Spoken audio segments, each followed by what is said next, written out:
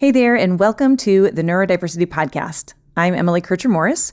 Today, we're bringing you a conversation I had with Dr. Lindsay Lee about imposter syndrome, which is straight ahead. But first, I wanted to remind you that the doors to the Neurodiversity University Educator Hub are open now, and only for a little while longer. The Educator Hub is a place where educators of all types, from counselors to teachers to administrators, get together to learn with and from each other. If you'd like a taste of what the Educator Hub is all about, you should check out the Creating Neurodiversity Affirming Schools webinar that we hosted earlier this week. We'll put a link in the show notes for the webinar, and we'll put a link for more info about the Educator Hub. And if you choose to register and use the coupon code HUBEARLY before midnight Pacific time on Friday, you can save 15% off the lifetime of your membership. Now, on to the episode.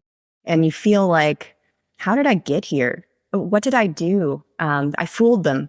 I don't deserve to be here. I don't deserve to be here. Yeah. How am I going to make sure that I can, achieve or do the things that they think that I'm going to do? And so you overcompensate.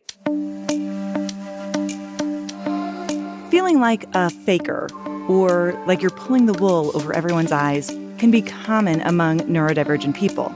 What is imposter syndrome? And why do so many bright people question themselves? And what impact does the big fish, little pond effect have on them? Today's guest, Dr. Lindsay Lee, is joining us to answer the question we all have. Am I the imposter among us? That's straight ahead on episode 198. I'm Emily Kircher-Morris, and this is the Neurodiversity Podcast. What is neurodiversity? You see the world differently. Autism spectrum. Gifted. Complexities that are inherently inside. ADHD. Dysgraphia. Tourette's. All brains are different. You are exactly what this world needs. This is the Neurodiversity Podcast. If you are looking for professional development for yourself or your faculty about how to support neurodivergent learners, you should check out some of our professional development training. We currently have courses available on supporting twice exceptional learners and how educators can support students who struggle with reading due to dyslexia. You can take these courses for your own learning or use them in your schools to advance the skills of the teachers supporting these students. Go to neurodiversity.university to find out more information or send us an email through the contact page on that same site. That's neurodiversity.university. All right, my conversation with Lindsay is up next. Previously on the Neurodiversity Podcast. Today we'll be talking about dyslexia with Dr. Dan Peters. It presents in gifted people. It can present in similar ways, which we'll talk about, but it's also hidden. Stealth dyslexics or gifted dyslexics, they often don't read out loud. They often read in a choppy, slow way. They either will actually skim through the page and bounce all around and then get the gist of it, which they're very good at, or they'll read very slowly and run out of time. Yeah. Dyslexics generally need to get hands-on. They need to talk it through. They need to understand the story. It's really about making things meaningful and contextual and removing the barriers. That's episode 59. Look for it wherever you get your podcasts.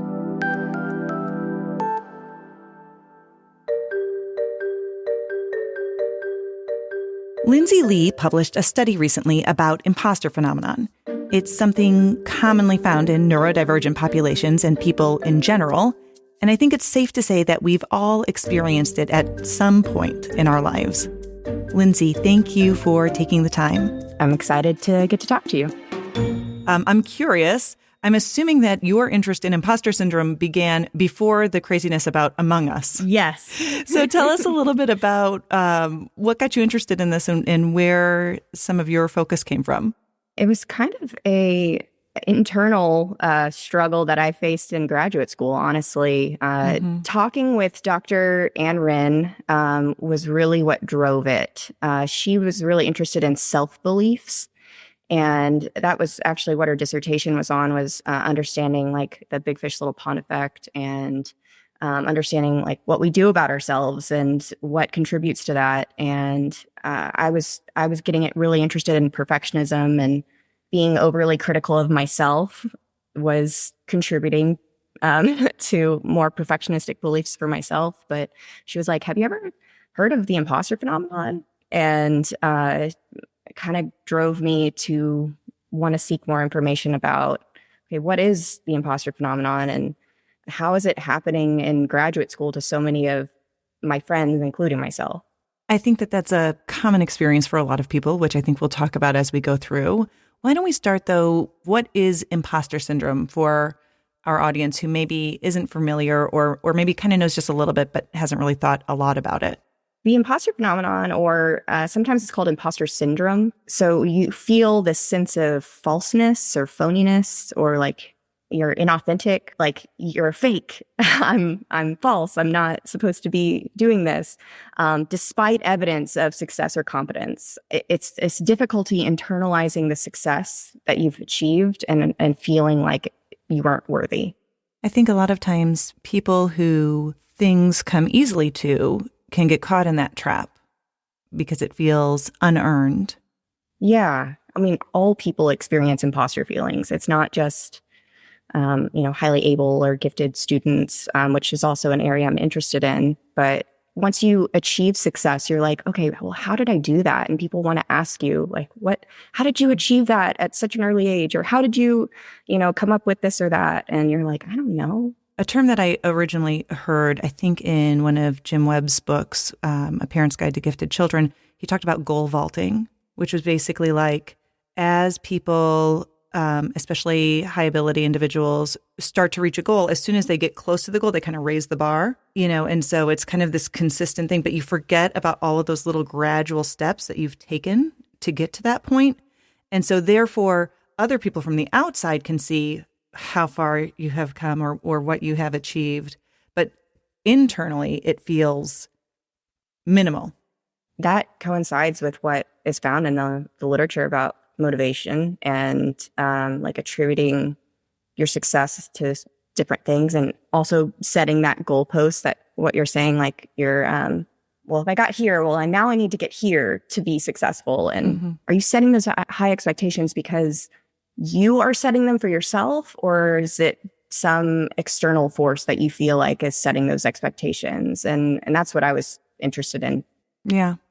You mentioned earlier a connection to perfectionism, which makes a lot of sense. And in the paper that you wrote, where you talk a lot about this, I really love that you addressed the 3 types of perfectionism that are described in the multidimensional perfectionism scale. The authors' names aren't coming to mind, but self-oriented, socially prescribed, and others-oriented. Can you talk about those a little bit and how that influences the imposter phenomenon? Oh, yeah. So it's Hewitt and Flett's scale that we used, but there's other multidimensional perfectionism scales as well.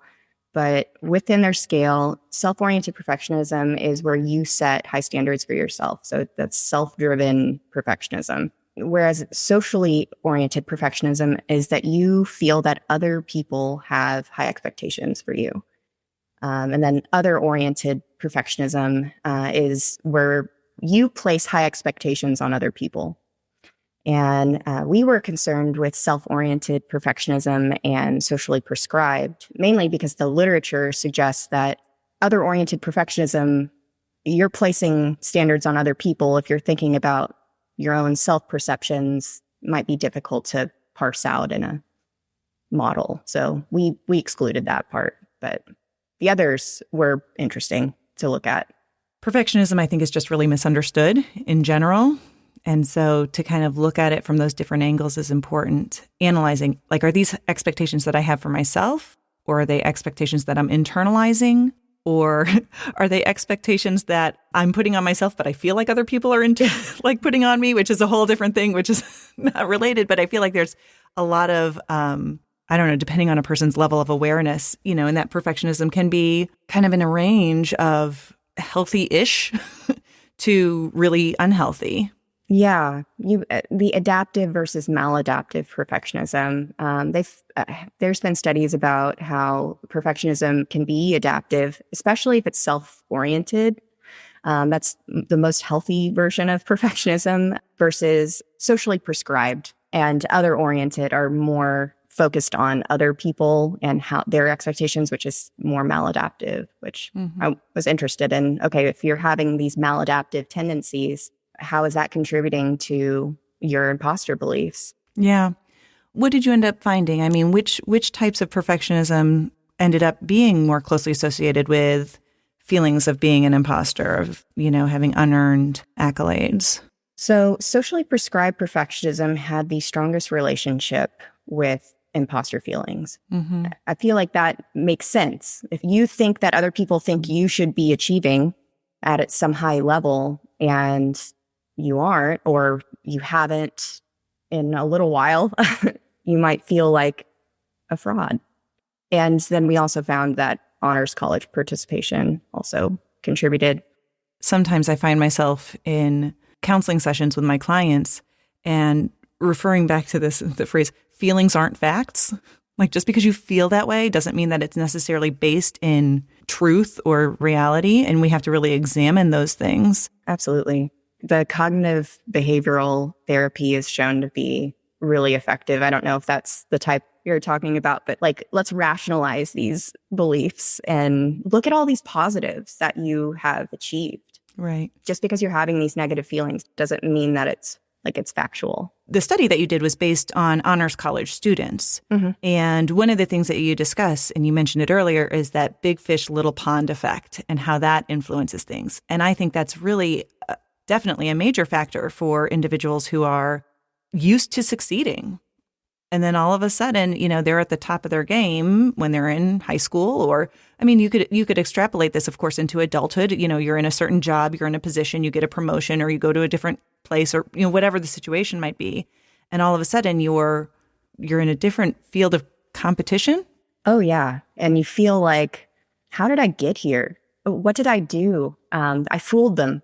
I don't deserve to be here. I don't deserve to be here. Yeah. How am I going to make sure that I can, achieve or do the things that they think that I'm going to do? And so you overcompensate by doing whatever it is that you think that you need to do. Also, the other factor is a lot of times those individuals who are at the higher levels of achievement in whatever they're setting, they have that sense of competition. And I think that it's interesting to consider, how do the academic settings, if we're talking about students, influence those beliefs and those feelings as they go through those programs? What might be very functional or helpful in one situation, in a different situation can become very harmful. Absolutely. Yeah. So they get into these environments where they're exposed to other peers that they might perceive as more intelligent, and they have certain characteristics or certain coping mechanisms that they don't have, or that they've achieved all of these things. They have a higher SAT score than me. They are getting A's and I'm struggling here trying to make a B.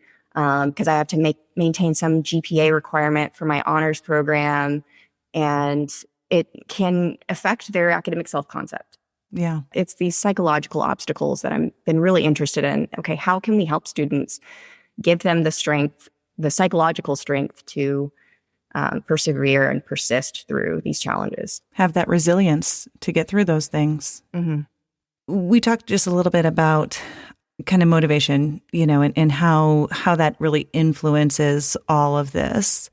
Was there anything specific that you drew as you were studying this about different motivational theories? How does motivation impact somebody's well-being or level of effort, level of success? So we have another study that is under review right now, and that actually talks about how motivation is impacting the imposter phenomenon, or feelings of the imposter phenomenon. Also, we looked at some of the other studies that have done this, but we were interested in mastery goal orientations, meaning you feel like you want to master, you want to learn it, versus performance oriented goals. So performance approach, where you're like, I want to show them that I can do this. Versus performance avoidant, like you're trying to avoid failure. And in that study, we found that performance avoidant goals were more predictive of the imposter phenomenon. I don't want to try this because if I try it and I fail, that's worse than trying it and learning something, or I want to perform, like I want to do this so that I don't fail, or avoiding it altogether so you don't show that you fail. and that goes back to that socially prescribed perfectionism. Like, what are other people thinking about me? What are other people's expectations, as opposed to what I need or what is best for me? Exactly. Thinking that other people are putting these pressures on you. You know, I think it's really important also to just consider, in general, imposter phenomenon is occurring with people who are generally high performing. That's a generalization. I mean, I think that, like you said earlier, it's like it can happen for anyone in different situations, but especially in the field of gifted education, just education in general, there's a lot of debate about the value of gifted programs, or just in society in general. Like, what is the value of even IQ testing?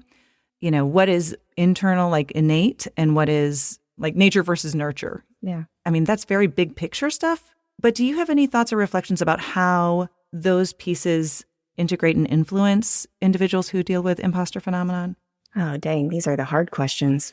Yes, I have lots of thoughts on this. I think that, I guess to start with gifted programs and the relation with the imposter phenomenon, this is actually another reason why I was interested in this. Was I'm interested in the mismatch between identification and appropriate service. I think that frequently we are identifying students for services that aren't matching their abilities. And then they get out from high school and then they go to college and they're like, what? Like, what am I doing here? What was I prepared for to do? And I think that there are some schools that are doing a really good job of that, of trying to connect students. There's some great programs out there, but by and large, from my experience as an educator, I was an AP World History and AP Psychology teacher, and seeing a mismatch even vertically from the elementary school, middle school to the high school, to then understanding how that was connecting and transitioning into college. That's been a big focus of like what my interest is in. Okay, well, they're getting into these hyper competitive environments. Well, what were they experiencing whenever they were in their gifted program, and how can we give them the tools in these lower levels to then help them be successful, not only in college, but just in life as adults? Yeah. I'm not saying that there should be like a social emotional curriculum or anything like that. I mean, that can be part of things. Academics is what we focus on whenever we're in school. We're trying to give them the academic skills to be successful, but the specific ones that can develop their own domain specific abilities, I think that's lacking, and it's going to translate in their trajectories. And what can we do to help give them like psychological coaching and mentoring early on, giving them support networks, things to help them develop those abilities so that they can, if they go into a hyper competitive environment, they can be like, oh, I've experienced this before. I know exactly what to do. How can I combat these negative self-beliefs that I might have about myself? I've actually had more students reach out to me in the last few years as they are going through college that were my AP students. And they're like, why didn't we talk about how I could better time manage? And I'm like, we did, but,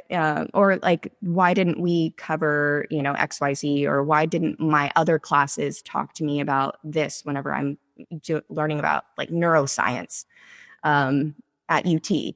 That piece, I think, is our students are human and they are trying to just experience life, and there's obstacles that they're going to face, and what tools can we provide to them to increase their experience? So like, what are we doing in these gifted programs to increase their motivation, to help them develop more persistence? I think that translates to, if they were to have a positive experience, then whenever they get into college and occupations where they're having to deal with imposter beliefs of like, I don't feel like I belong here, they can be like, no, like I've done hard things and I've been successful and I can overcome this too. Yes, I actually love saying that to students.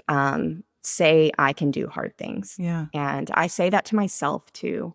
Whenever I'm trying to, I've gotten really into statistics as a graduate student, and some of it is still new to me. And I am like, no, I can do this.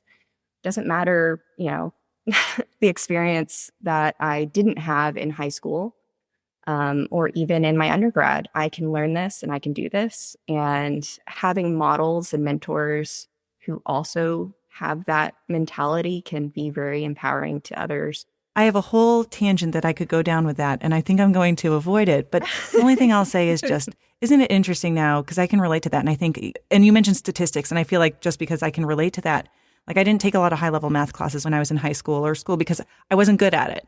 I just wasn't good at it. And now having 2 master's degrees and, doing the writing that I do and everything else, it's like I've had to kind of teach myself how to do those things. And I look back and I go, I could have done that. Yeah. But again, it kind of goes back to some of those feelings of, if I attempt this, will I be successful? What does it mean if something is hard? How will people perceive that? Oh, yeah. And then that performance avoidance, like I'm just not even going to try because that's a risk and it's easier to just take this other path. I can relate with that so much in my own schooling. When growing up, I was in like honors, social studies, English, and science. But my math scores were always just kind of like, they meet standard. They might be a little bit above, but they meet standard. And I just was like, well, I must not be very good at it. And then internalizing that over and over and over again. And then I get to my first stats class in grad school.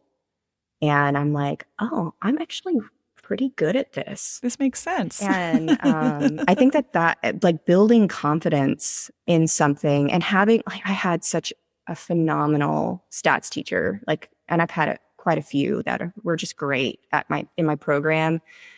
And I feel like that helped me dispel some of these, like, oh, I can't do this. But no, they're like, no, you can do this and you're doing well at this. It makes me wonder also, we've talked about gifted kids or just high ability, whether they're identified or not. Sometimes that label gets misused or misinterpreted or whatever. But then you've also got just other neurodivergent kids, perhaps who are twice exceptional, or a lot of times neurodivergent kids who are very bright don't get identified. Do you have any suspicions? I mean, I know this wasn't part of what you really necessarily looked into directly, but what are your thoughts about how imposter phenomenon might impact those individuals? Actually, I've been thinking about this a lot. And I was talking to Dr. Wren about how I think that there should be more studies over twice exceptionality and the imposter phenomenon. One example with like ADHD. ADHD individuals can experience rejection sensitivity dysphoria, where they have this heightened emotional sensitivity to rejection and criticism. And imagine feeling that way. And then you also have this, high ability in something. And then you're in an environment where you receive criticism and then you shut down and then you start masking your abilities. And then you aren't identified. Right. That's just one example. But I mean, this could be autistic individuals, someone with a learning disability, dyslexia, dyscalculia, like any of these different disabilities. And they internalize this sense that, they're a phony, they're a fraud, they don't know anything. Yeah. I certainly think that there is a connection there that should be further studied. To my knowledge, I don't think that it has been. I think there's been more on just like self-beliefs and self-esteem and self-concept, but not necessarily the imposter phenomenon. I think that if they feel that way, then they might not actively reach out to teachers, and teachers might not realize that these experiences that they're having internally and this hypersensitivity to criticism is something that I've been thinking about with ADHD for personal reasons, but I think that is something that should be explored. Yeah. As we wrap up our conversation, I guess the last thing I want to ask you is, if you were talking to somebody who's dealing with imposter syndrome, a student or maybe even a friend, a colleague, what would you say to them? What would you say to them to help them get through that?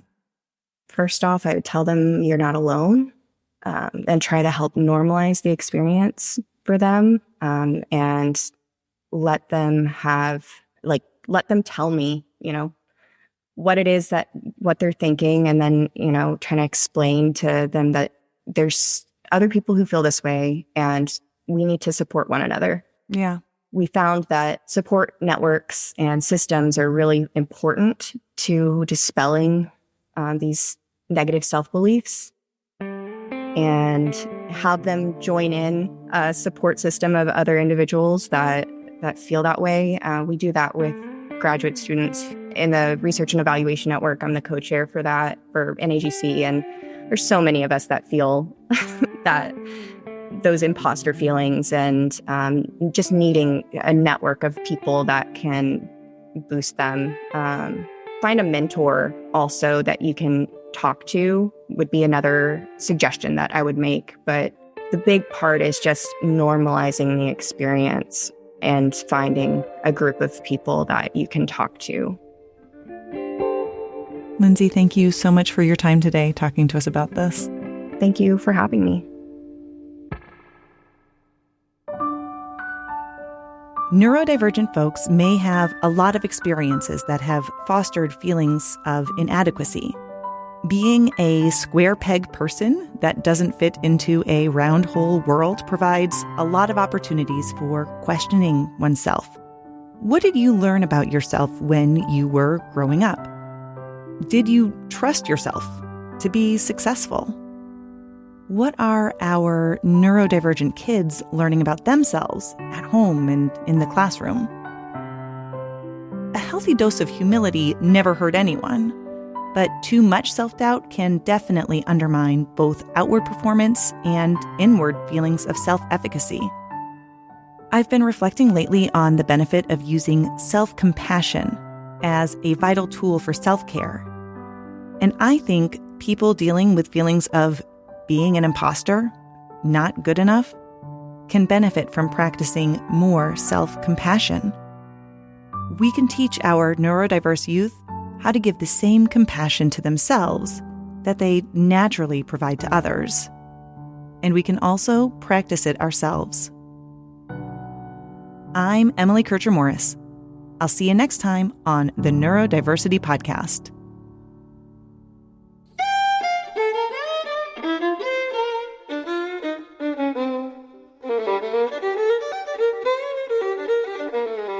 Thank you to Lindsay Lee. You can learn more about her and find links to her studies on our episode page at neurodiversitypodcast.com. Our host is Emily Kircher-Morris. Our office manager and social media director is Krista Brown. I'm the executive producer, Dave Morris. For all of us, thank you for listening, and we will see you next time.